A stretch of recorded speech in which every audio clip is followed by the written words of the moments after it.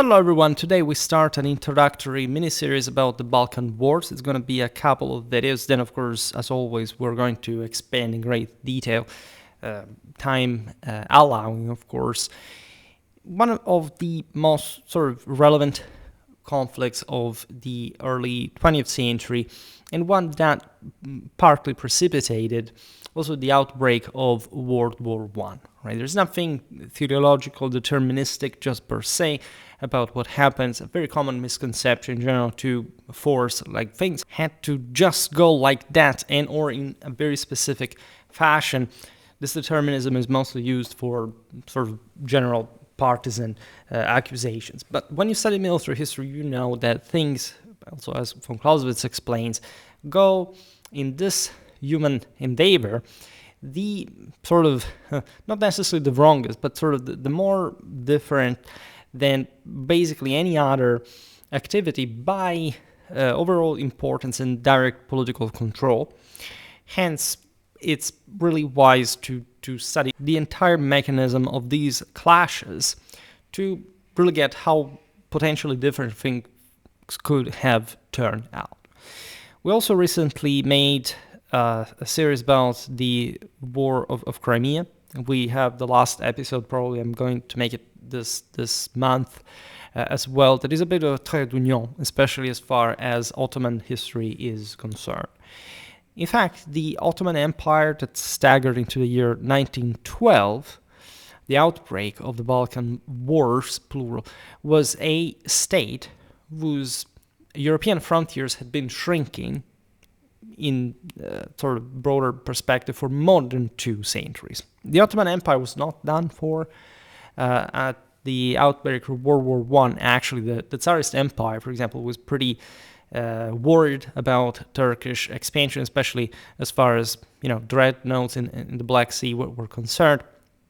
So there is nothing theological about the collapse of a polity that, however, as you know, was being propped up historically by different powers that, in fact, did not want this great sick right of Europe, as it was notoriously called, to especially give way to control on the straits that historically had remained sort of a Turkish prerogative, but to the at this point to the benefit of particular powers, which also made perfect sense. We've seen it also in the War of Crimea. When one looks at, however, the state of the Ottoman Empire, the pace of contraction had become somehow vertiginous. And, of course, the empire was sort of really wavering on its sort of precarious barycenter. The Ottomans, we discussed in so many videos, I don't remember how many, probably several tens at least, had been founded in 1299, circa by Osman I in northwestern Anatolia, had reached its zenith in the 16th and 17th centuries, as we've seen in particular.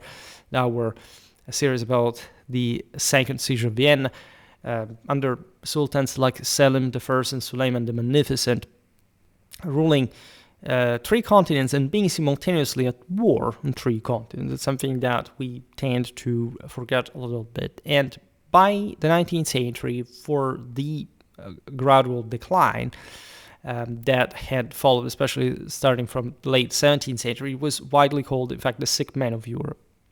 It had been, in fact, the successive defeats, the 1683-1699 wars, particularly with the Holy League, the 1768-1764, also the beginning of the 18th century, telling the truth, but there had been also some partial coming back, mostly due also to issues with Habsburgic leadership that did not give Prince Eugene enough sort of room for maneuver. The issue of Joseph the First and Charles VI. We will surely make videos about this.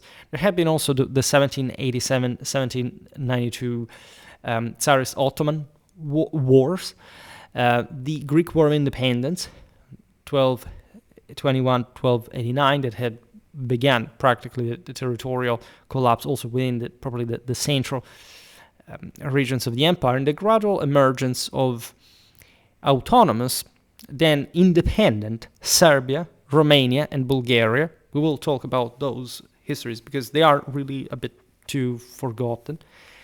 This had reduced the Ottoman European possessions essentially just to a narrow strip, in particular compared to what the empire had used to be before. In 1878, the Congress of Berlin, a one-month diplomatic conference, June the 13th, July the 13th, 1878, hosted by Chancellor Otto von Bismarck and attended by all great powers, redrew the map of the Balkans, among the others, because, as you know, this dealt with many issues all around the world, sort of this different colonial partitions of different hemispheres, redrew the map of the Balkans after the Tsarist Empire's crush and victory in the 1877-1878 Russo-Turkish War, stripping the Ottomans of most of the remaining European territory and creating, in fact, at that point, or enlarging Bulgaria, Serbia, Montenegro, and Romania, had stripped away 2/5 of its remaining territory and half of its population in a single stroke. By 1912, the Ottoman Empire retained only about 28,500 square kilometers and 6 vilayets, that is to say, properly large Ottoman provinces governed by a valley, in fact, west of the Chatalia Media Line, a hastily fortified line 30-40 kilometers west of Constantinople, the empire's last defensive barrier before the capital, therefore further weakening the Turks on land in particular. Edirne, the ancient Adrianopolis, Salonika, modern Thessaloniki, the empire's most important European port and second city, Monastir, modern Bitola, Kosovo, Yanina, modern Ioannina, and Scutari, modern Shkodër, were the only provincial centers left of the former European territory, together with Constantinople. Right. Even within these administrative units, the Sultan's authority was largely theoretical. As you understand, all these enclaves were easily under threat. The Macedonian vilayets of Salonika, Monastir, and Kosovo together covered roughly 70,000 square kilometers and contained perhaps 2.3 million inhabitants. Here, when we say that the Macedonian Kosovo, we're talking about Uskub/Skopje, right? This one of these Ottoman vilayets.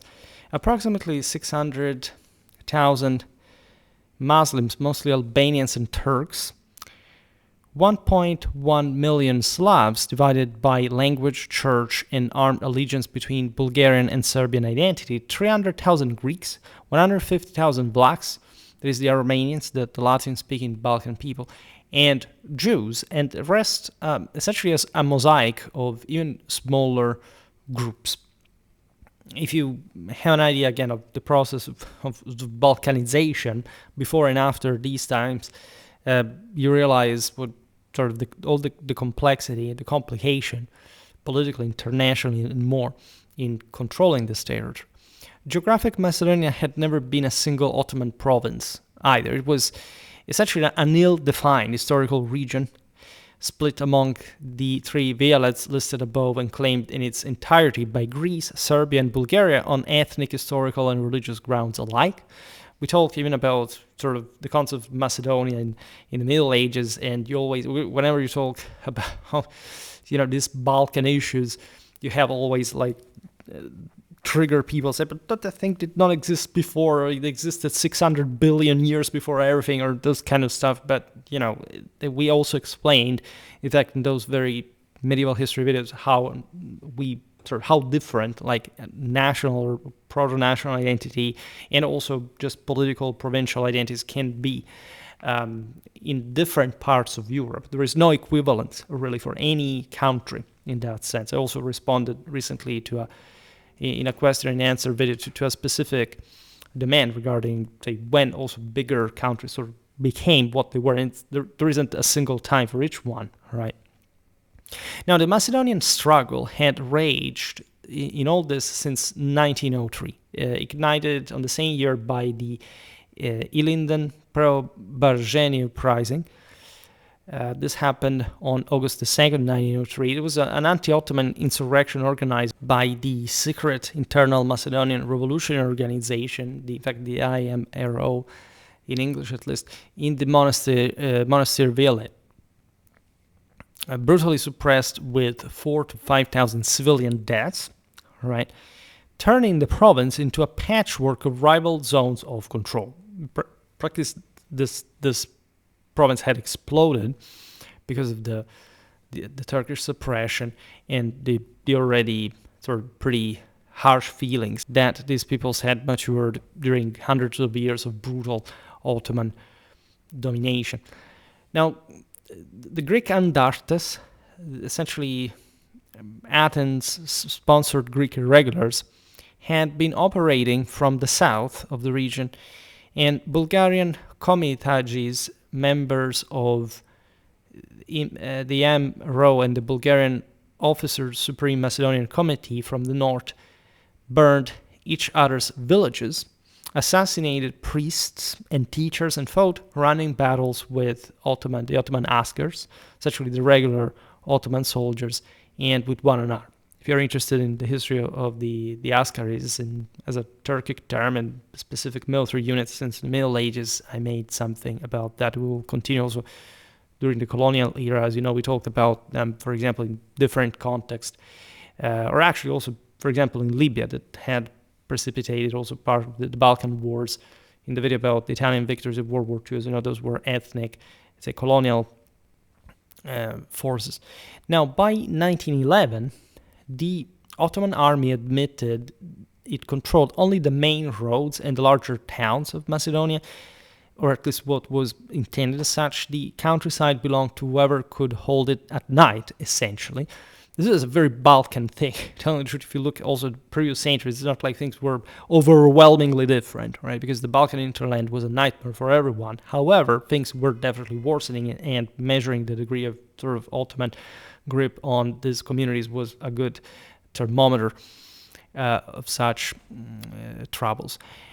Albania was in even worse shape. The Albanian people, divided linguistically and culturally between northern Gegs and southern Tosks, and religiously between Muslims, Catholics, and Orthodox, had begun to develop a national movement only in the 70s and the 80s of the 19th century. The League of Prizren in 1878 was the first organized expression of Albanian resistance to partition. The 1910 revolt had begun as a tax protest in the Kosovo vilayet led by Isa Boletini, powerful Geg chieftain, Ded Jo Luli, and other highland chieftains, spreading south to the Catholic Mirdita tribes and the Tosk lands around Vlora. In 1911, a second, larger insurrection seized Pristina. Uskub, the Ottoman Turkish name, as we've seen before, for Skopje, today the capital of Macedonia, and most of the highland Milesias, that is, the tribal regions governed by customary canon law. The Young Turk movement, at the time the Committee of Union and Progress, a CUP regime that had seized power in 1908 and pursued aggressive centralization and Turkification, responded with a mixture of concessions and repression. Albanian language schools were closed, tribal leaders were exiled, and walled districts were disarmed, more than 60,000 rifles forcibly collected. By the spring of 1912, a third general rising coordinated by Hasan Pristina and Ismail Kemali, former Ottoman deputy and future first head of independent Albania, had closed the principal roads from the interior to the Adriatic ports, compelling the port, the Sublime Port, the metonym for the Ottoman central government in Constantinople, to restore the right to bear arms, and extracted promises of local self-government and exemption from taxation under the June 1912 agreement known as the Pristina Program. Ottoman garrisons in northern Albania were effectively besieged in their barracks. As a consequence, the regular army had to divert entire divisions simply to keep open a single supply route from Salonika to Ioannina. The Ottoman armed forces themselves were in a state of profound disarray, to say the least. The once feared Ottoman military system had decayed through chronic underfunding. It was mostly a political issue, but sort of very much compounded throughout the centuries. Now, the theoretical order of battle for the European provinces in October 1912 listed 12 regular Nizam divisions and 27 reserve Redif divisions, a total paper strength of 340,000 men. In reality, of these, barely 230,000 could be placed under arms. Many units were at 30 to 50% strength, and of these, perhaps 188,000 were fit for field service only.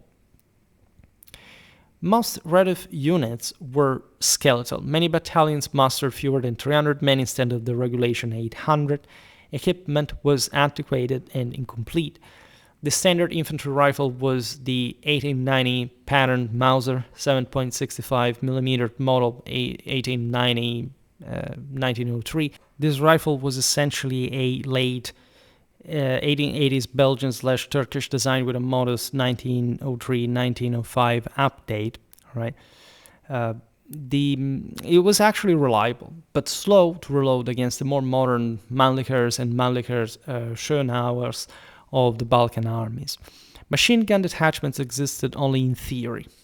The entire Macedonian front possessed fewer than 60 Maxims, while the Balkan League, the 1912 anti-Ottoman alliance of Bulgaria, Serbia, Greece, and Montenegro, formed with Tsarist encouragement, fielded over 500. In these countries, industrialization was naturally very scarce, so we will see better also, I don't know, during the Russian Civil War, etc. Like, there were still very archaic ways of fighting, relatively few means of transportation. Everything was sort of similar, more similar to the wars, not necessarily of the 19th century, but compared to the more advanced, sort of more westernized part of Europe, something particularly different.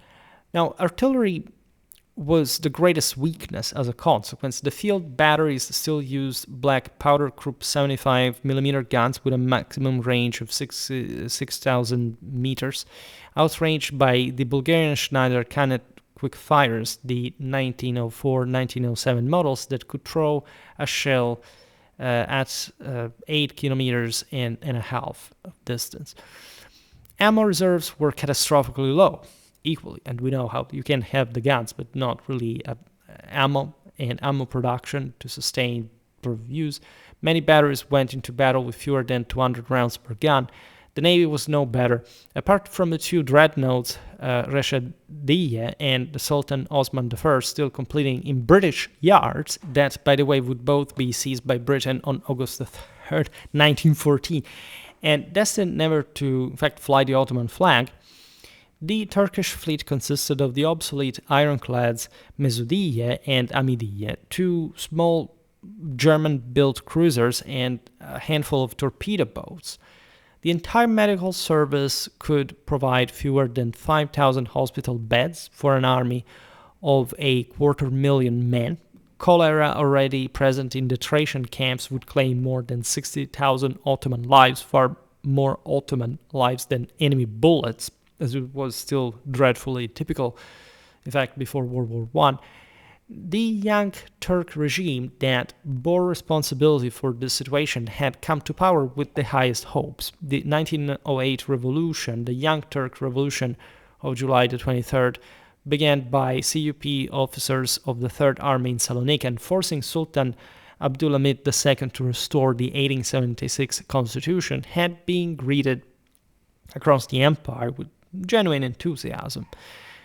Islamic, Christian, and Jewish subjects marched together under banners proclaiming liberty, equality, and fraternity. Naturally, it wouldn't end well when you hear such things. They never end well. The restored 1876 constitution, the Ottoman Empire's first, promulgated by the reformist Mehmed Pasha in December 1876, and suspended by Abdulhamid II 2 years later, promised parliamentary government and sort of equal rights. Within months, however, the Committee of Union and Progress, founded as a secret society in 1889, dominant political forces we've seen after 1908, revealed its true character as the radical triumvirate of Enver, that is Enver Pasha, later war minister, Talat, interior minister, and Cemal, the navy minister and governor of Syria, gradually took absolute control. Right. Predictably, in these countries, the liberal wing led by the Prince Sabahaddin, proponent of decentralization, and Ahmed Riza, positivist intellectual, was marginalized. Power concentrated in the hands of a narrow circle of staff officers and civilian ideologues who believed that only an authoritarian, centralized, and aggressively Turkish state could survive.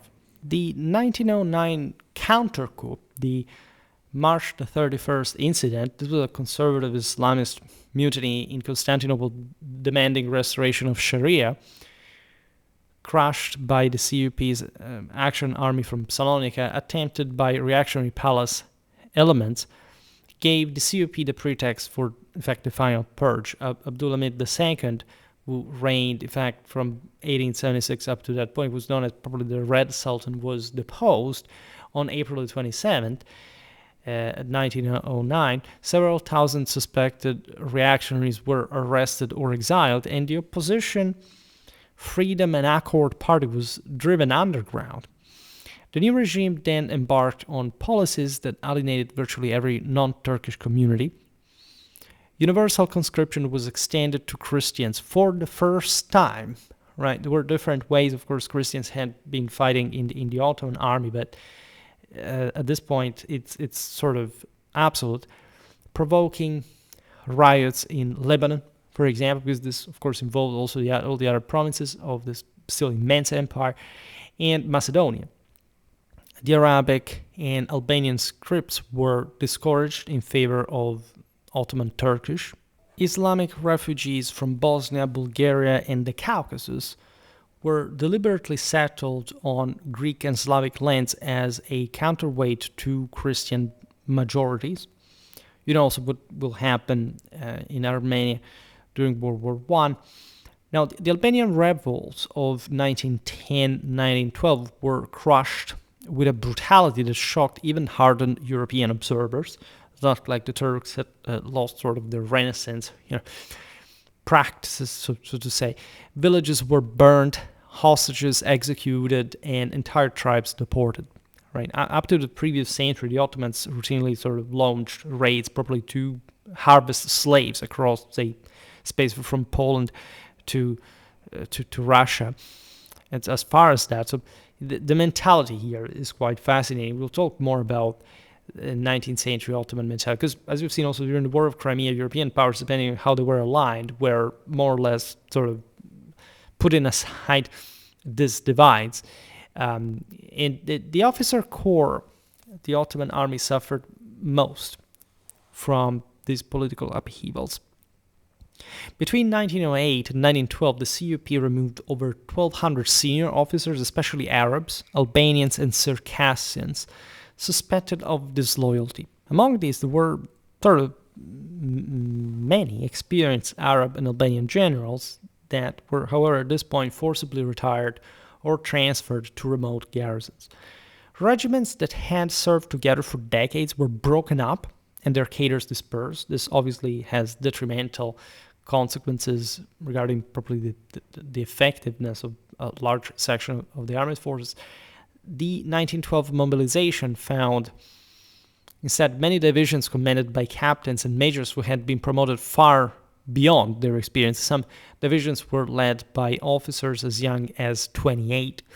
The German military mission, invited in December 1913 under General Lehmann von Sanders, head of the German mission in the Ottoman Empire, essentially up to the end of World War I, would eventually impose some order.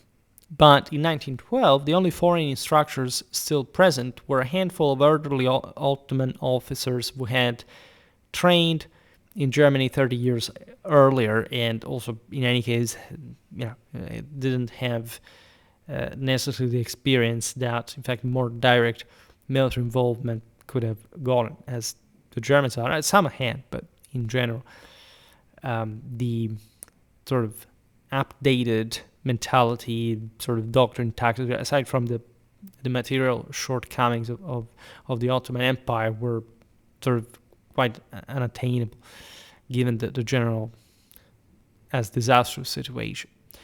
The Balkan states, by contrast, mobilized with astonishing speed and efficiency. All four had carried out thorough military reforms in the previous decade. Bulgaria and Serbia with Tsarist officers, Greece with a French military mission and British naval help, Montenegro by turning tribal warriors into a regular army. Right? These were, again, fresh, sort of vengeful nations rising up after hundreds of years of vexations and ready sense to take up arms, not just against the Turks, but in part against one another, in order to stabilize their own dominions.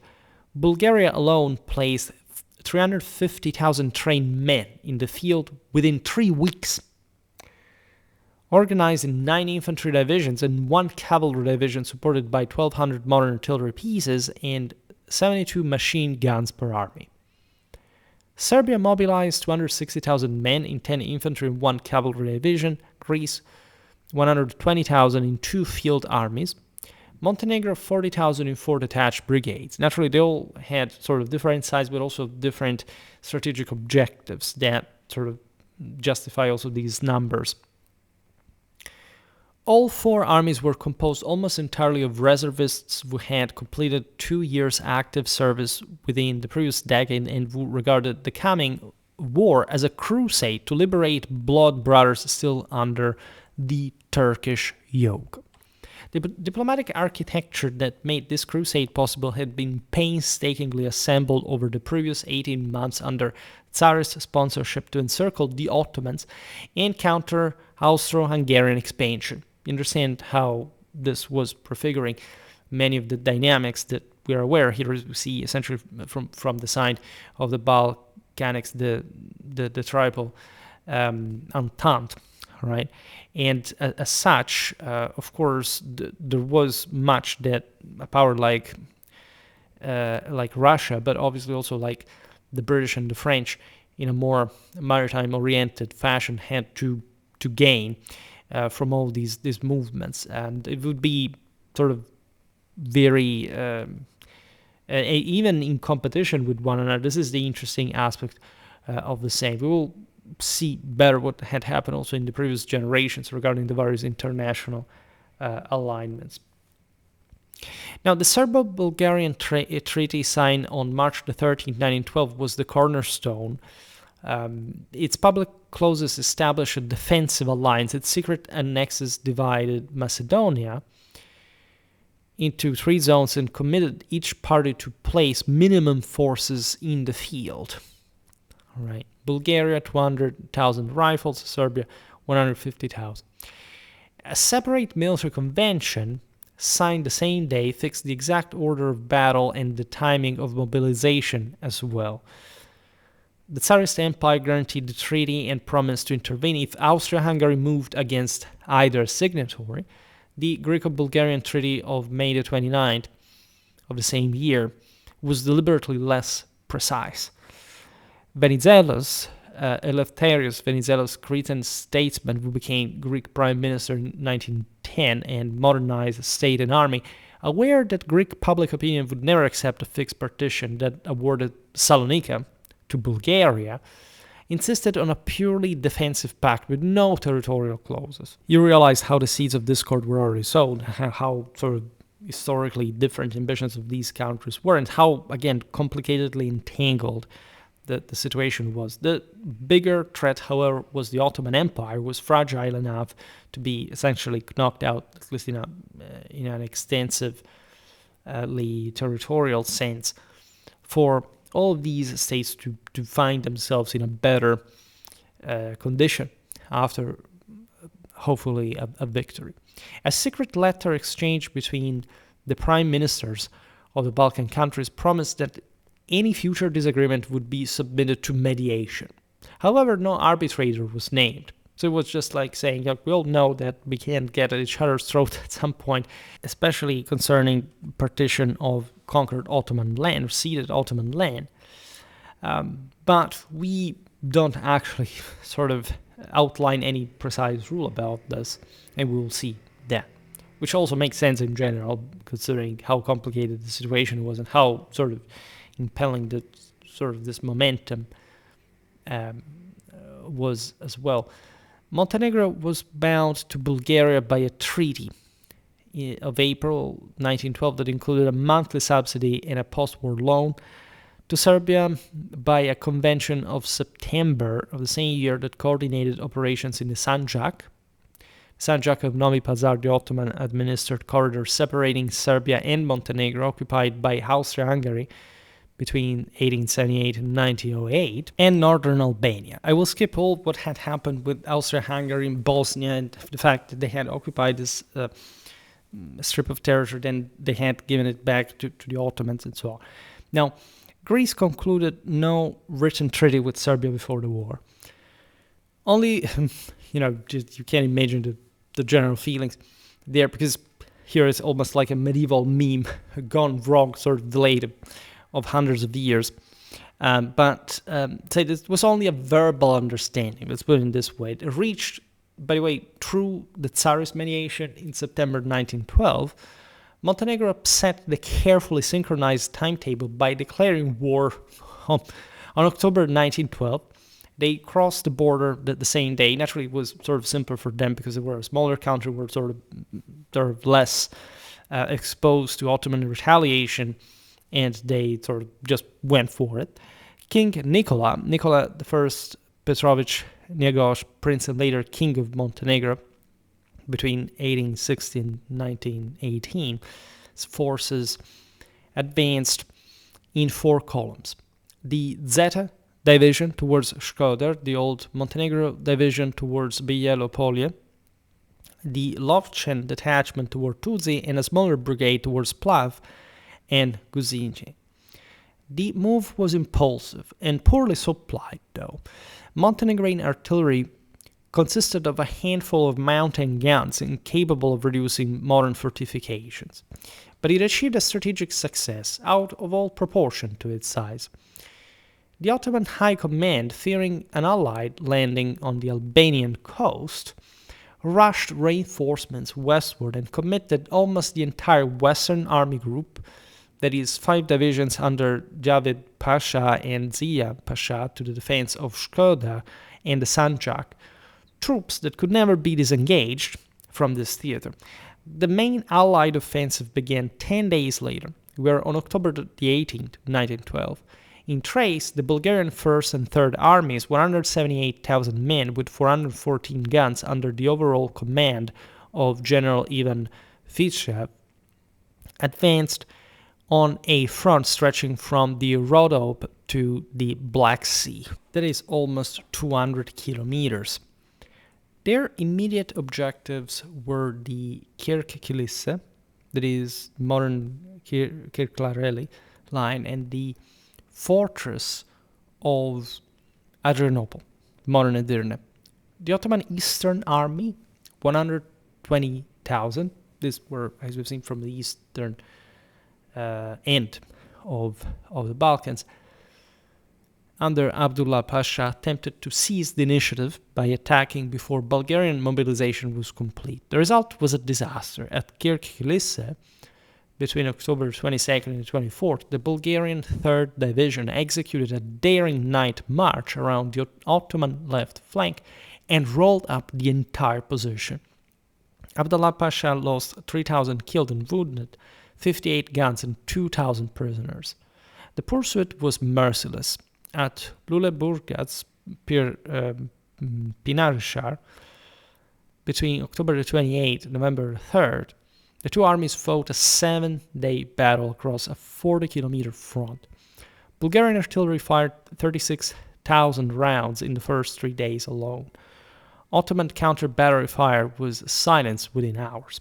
Right? This may seem relatively few, considering what would happen 2 years later, in particular on the Western Front. But, right, for especially this young Balkan states was really impressive. Also, doctrinally, it was really seen that firepower was really ever more relevant. This was the case from hundreds of years of sort of strategic competition, but really accelerating at this point. And, of course, all the sort of main powers of Europe looking at the Balkans were quite not just aware, as the same Bismarck had said, that the next big European war would break out for some stupid thing in the Balkans, literal words.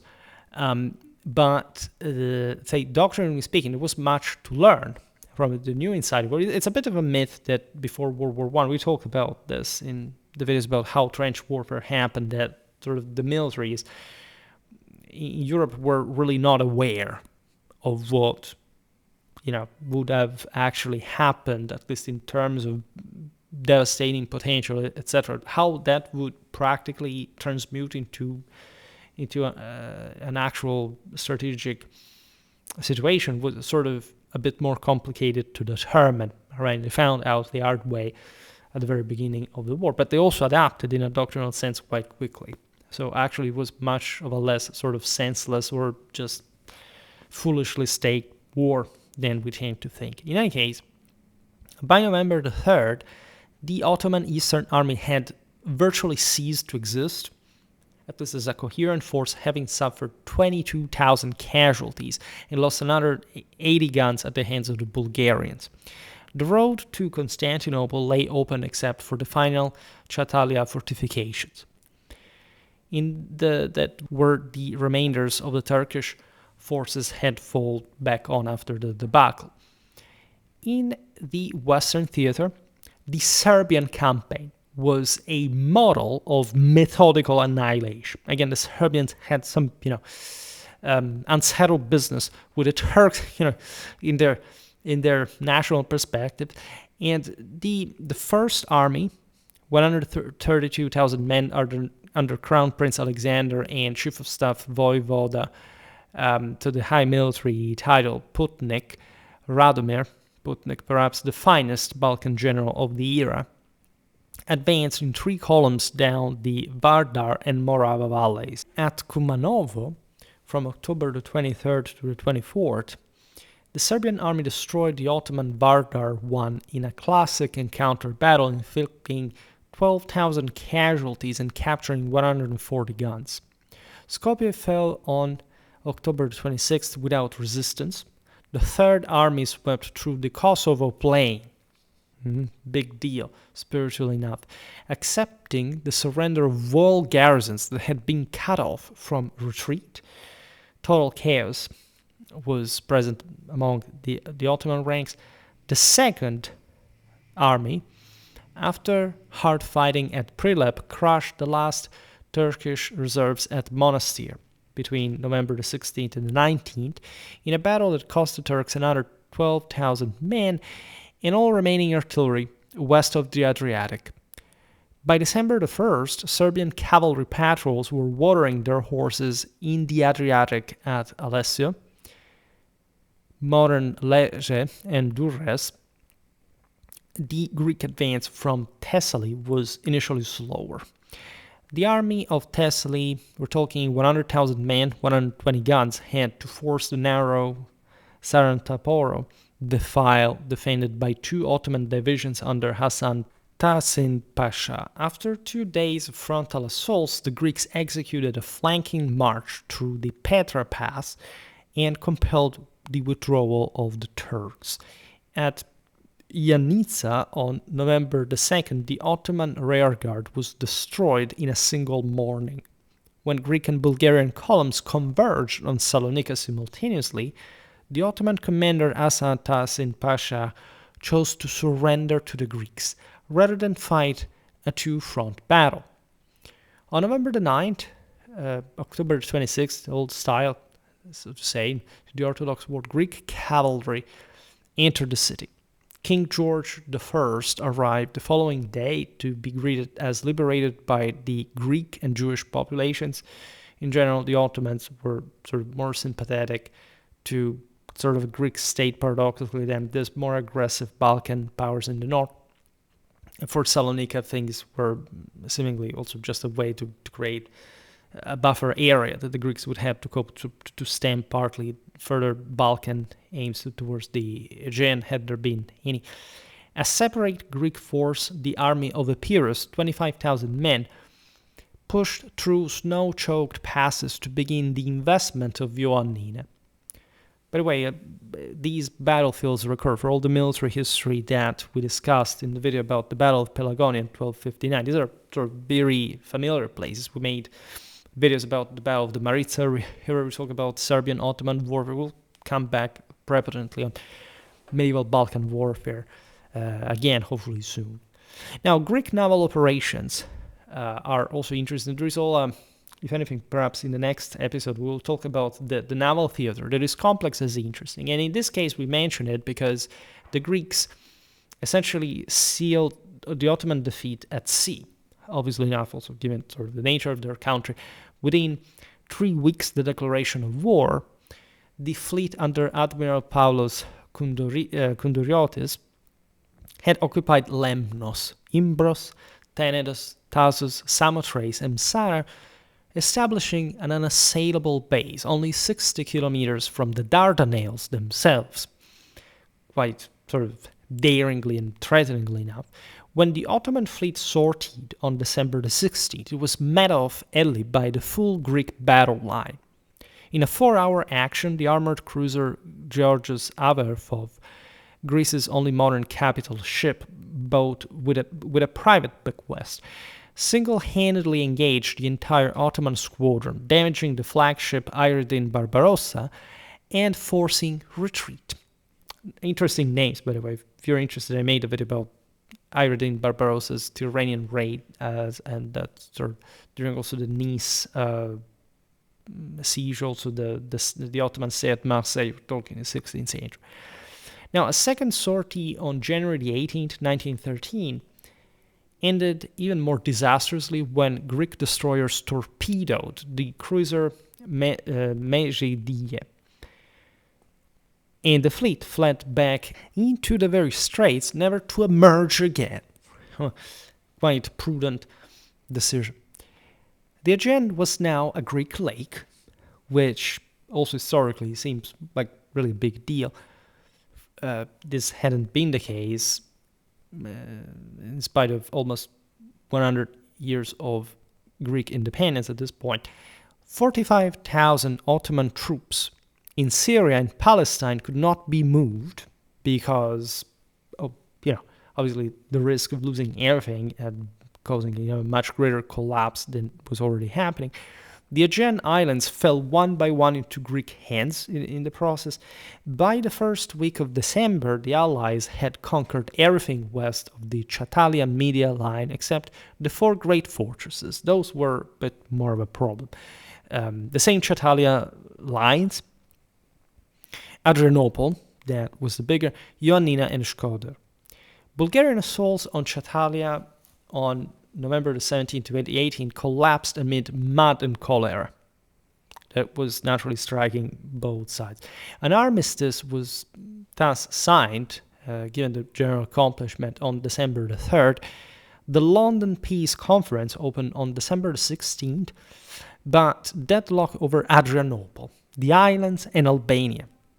Because as we've seen, again, there were still Ottoman possessions all across this territory, and this war had been a great Balkan nation's success, but still the Ottoman Empire was not simply that sort of light nut to crack, right? So overall, there was still some sort of significant Turkish military power, especially on the defensive, and in strictly sort of more strategically and logistically investing terms. On January the 23rd, 1913, Enver Bey led 200 CUP officers in a raid on the Sublime Port, shot Nazim Pasha in the council chamber, and this was all because of the defeat, obviously, and the sort of the shattered political situation, and installed, as a consequence, Mahmud Şevket Pasha as Grand Vizier. All right, this was known as the 1913 Ottoman coup d'etat. War resumed on February the 3rd.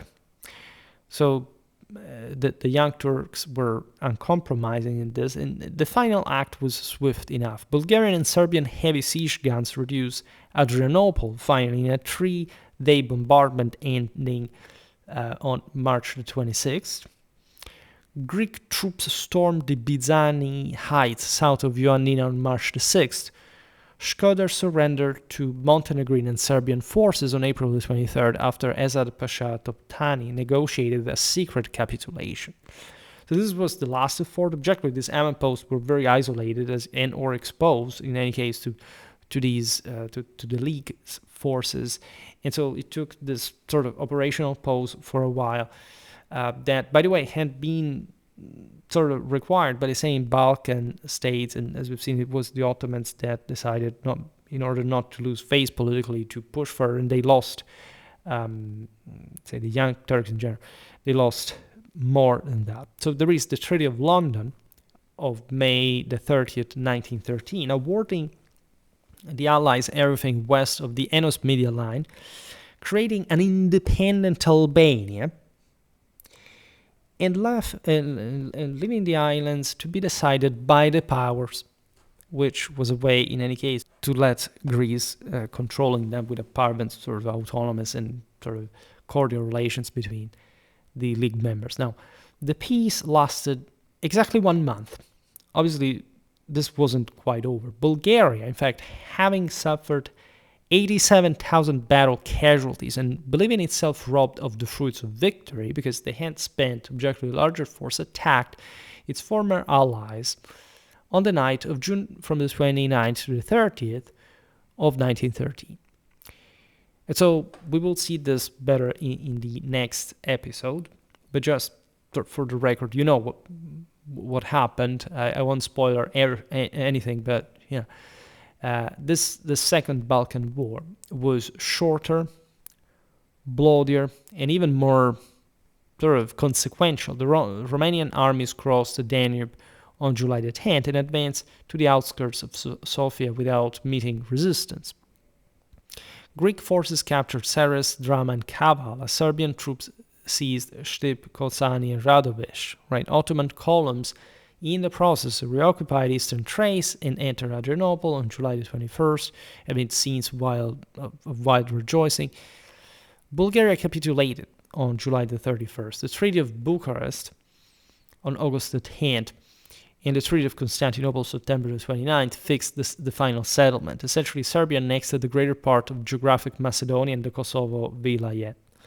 Greece received southern Macedonia, southern Epirus, and the Aegean Islands. Romania took southern Dobruja. We'll talk better about Romania in the next part. Montenegro kept half the Sanjak. Bulgaria retained only Pirin, Macedonia, and a narrow Aegean corridor. The Ottoman Empire recovered Edirne and a small European foothold. So in 10 months, the map of the Balkans had been redrawn with a violence unprecedented in modern European history. Right? This is also the prelude, really, to World War I. In so many different mechanisms, we've seen the problem of mobilization, the logistics, sort of the amount of firepower, of sort of also industrial backbone, at least for what the few that these countries had, but against one another. The Ottoman Empire lost 160,000 square kilometers of territory and 4/5 of its European population. Greece grew from 64,000 to 147,000 square kilometers. Serbia from 48,000 to 87,000. Montenegro and Romania made proportionate gains. Perhaps 120,000 soldiers, 400,000 civilians perished.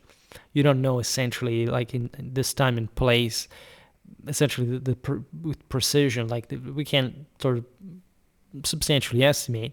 We're not talking about the more than 500,000 Muslim refugees streaming eastward into Anatolia, essentially ending a time of sort of consistent Muslim presence in great part of the Balkans that had symbolized probably Ottoman occupation in, again, bloody, ruthless centuries, dark centuries of Balkan history.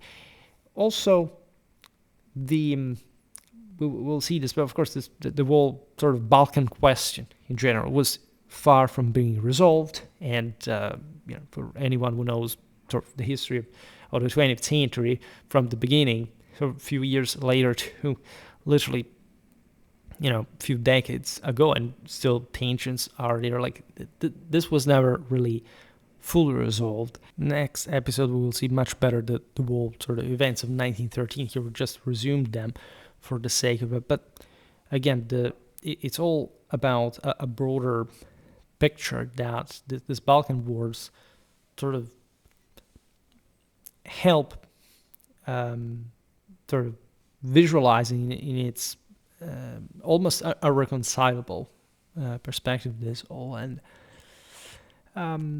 the wars completed the ethnic unmixing of the peninsula that had begun with the Greek Revolution 19 years earlier and created compact national states where multi-ethnic provinces had once stood, right? There was a broader political, cultural, ethnic recompaction, some sort of statehood sort of stepping further, but this only increased partly, not only increased, it was, so of course the Ottoman presence had historically been more stable up to this point where it wasn't no more. So all these different states, in a sense, counterbalance one another. This is still the same logic of many territorial partitions, not just along ethnic lines, but also along what essentially other powers were wanting. Here we have left that a bit out of the picture, but the international situation, again, was pretty delicate for everyone involved. Europe was rearming, a big deal. And as we were saying before, the Balkan Wars were a test for many powers through their military observers and sort of also the general sentiment towards what was happening, public opinion-wise and so on, that gave further ideas that eventually led to World War I, aside from the most obvious kind of political events precipitating from the Balkans, at least as casus belli. These wars also created a new and far more dangerous strategic situation. In fact, a victorious Serbia in particular, twice its former side, now pressed directly against the Habsburg frontier and openly proclaimed the unification of all southern Slavs as its historical mission. Some of you ask me, but how could Yugoslavia eventually embrace certain unitary ideas as opposed to sort of different nations within it, aside from communism and proper? We'll get there, right? I'm preparing more videos about this because we never really talked about nor the Balkan Wars before, but this sort of world mosaic that should lead us to see many other things. I really wanted to start a series on fascism. In a sense, we have started it already. In recent videos, we talk about the SA. We really have to sort of, the Schwerpunkt does not talk contemporary history more than the other eras, because in general, say it's not necessarily the most distant from my medieval focus, but because in that sense we have to go gradually, and sort of more videos call others as a sort of chain reaction. But also the more you do and the more you have, sort of the more you dilute, because across eras, and so it's complicated. But we have at this point some, I would say, relevant 20th century history playlist, right? I haven't yet sort of compacted this under a sort of warfare subdivision. Again, too few, but we have actually way more about the 20th century than the 19th, paradoxically. And this is also something we should reflect on, because the 19th century is not even I personally like very much the 19th century, but there is so much to enter, because it's easier somehow to talk about 20th century because there are some more glamorous things that are closer to us and that can help us relate in one another. But for example, the Balkan Wars are in many ways a bit still in the 19th century, right? Mentally, before World War I, at least that's one of one way you can read this. It's, say, irrelevant what you really think about this in this sense, but it can help. We see all these national issues. We talk about the Greek War of Independence in the 20s, etc. We talk about the War of Crimea that involved, after all, the Ottomans, this early alliance at that point against the Tsarist dominion. So it's I am actually not preparing much in the 19th century, but I really should. I have some ideas in mind. Many of you will actually like it, but at the same time, it's easier for me to make views, for example, talking about medieval history or some other kind of migration era topic. But I really aim at expanding in this other field, so to say, this other era.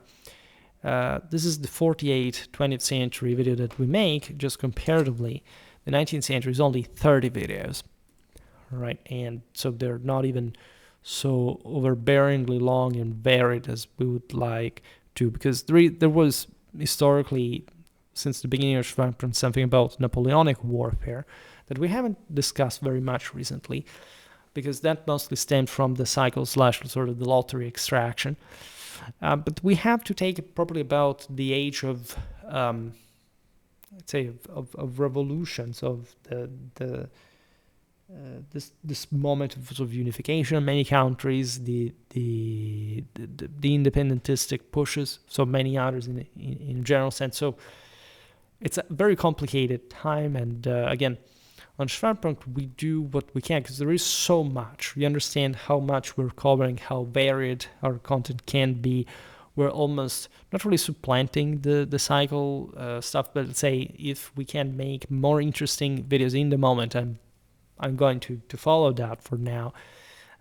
We have to be a bit more, let's say, a bit patient, because by the point Schwerpunkt is going to rise, we're close to 30,000.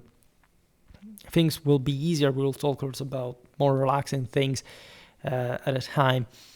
We build all of this step by step, video after video. It's sometimes even difficult to plan because you have so many different ideas at a time. There are so many different important topics to cover, and things come really at this point like as they do. You can also propose, naturally. I realize there are so many of you asking me sort of more contemporary questions in the Q&A. I understand that there is some, I'll say it frankly, it seems to me that people today not have completely stopped reasoning historically, or they don't care, or at least they're incredibly interested in archetypes that they skip, like as if history in between did not exist. This has been the greatest problem, I think also ideologically speaking, that we are witnessing to the complete detachment, sort of the disfoliation, I don't know even how to call it, of what was probably the backbone of, you would think, the Irish person, social cultural background, right? You would think before, I don't know, just again, a few decades ago, it seemed like even the bad kid in school knew something or had an idea of what should be known, right? Unless we're talking probably hopeless case scenarios, etc. But they were the exception that qualified it, identified the norm, right? Today we are witnessing to, and we're seeing from all kind of directions, like properly the collapse of neurocognitive and personal, moral, and social cultural background. This is something that I find alarming because from one side it's obviously tied to other dynamics that are difficult to elude, such as, I don't know, if you're thinking about AI, it's giving us so many opportunities, but say only few people will be able to fully exploit that, aside from probably those who control AI in a sense. But and that opens so many scenarios. But the average person is simply losing mental strength, right? There is no way around it. We're already witness to a massive collapse in this regard, and so it's a terrifying moment. Even just the way we relate to one another, it's unbelievable. Even in the way we kind of confront ourselves with this issue. Nobody's talking about it. Nobody realizes what is gonna come. And you may never know even what, for example, a channel like Schwerpunkt is gonna do, because it seems like such an eccentric channel from one side, but from the other, it's also probably one of the few sources, because this is interesting. We're gonna have kids, like, again, born so recently that were properly, like, so they're already adult to have witnessed properly the full social network era that they're already projecting into AI and so on.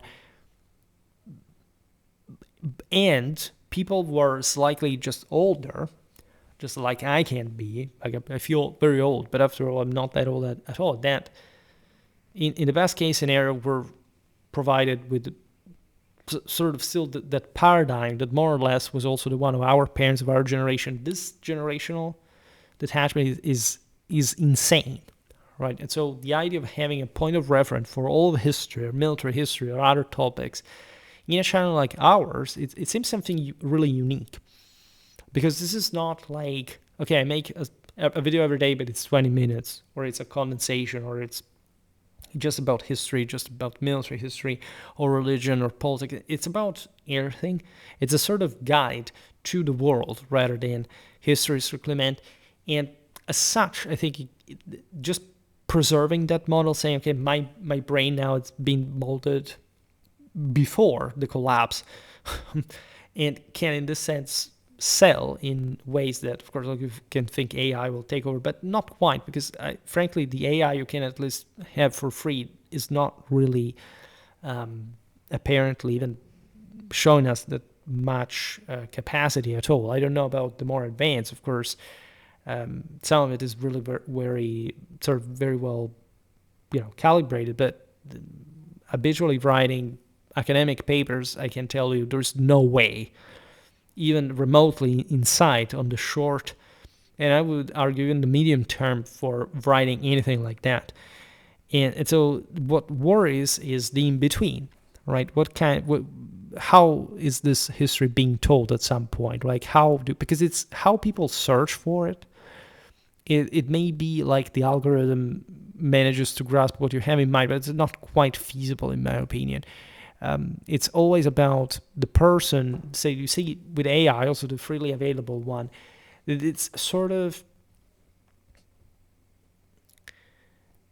just bending to the user's requests, right? Sometimes it probably doesn't understand things, but let's say if you ask them something, it tends to be empathetic. You have to properly tell them not to be, in order to give you even a more objective answer. They make up things, they sort of weird stuff. Right, so looking today, if anything, at the Balkan Wars and just opening, you understand that these are just introductory episodes, right? They're very sort of generic. They are general. They introduce the fundamentals. Well, you understand how close the fuse that would ignite in Sarajevo in June 1914 really was at this point, and how it had already been laid fundamentally. If you understand this chain, if you understand all the broader political sort of historical implications and everything, you can definitely get a lot out of these narratives. And again, I'm glad to have talked about this war. For today, however, I stop it here. I just hope that you enjoyed this video. If you did, please share it. Otherwise, leave a like or subscribe to my channel if you're interested in my upcoming content. As always, I thank you heartily for listening to me. I wish you a nice time and see you next time. Bye.